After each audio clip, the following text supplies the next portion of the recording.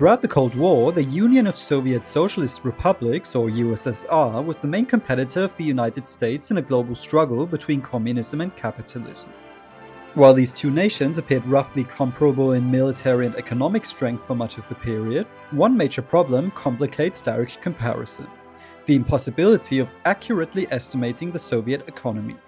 In the Soviet planned economy, the prices of goods and services were not determined by supply and demand, but set by the government, rendering traditional GDP figures unreliable and often misleading.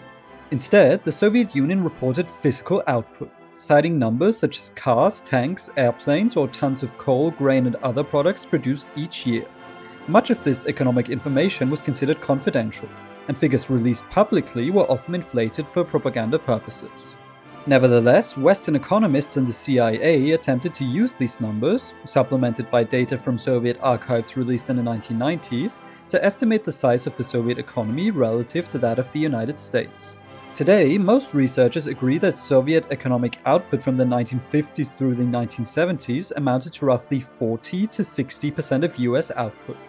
While the USSR matched or even surpassed the US in heavy industries like coal, steel, and military production, it lagged far behind in consumer goods and services.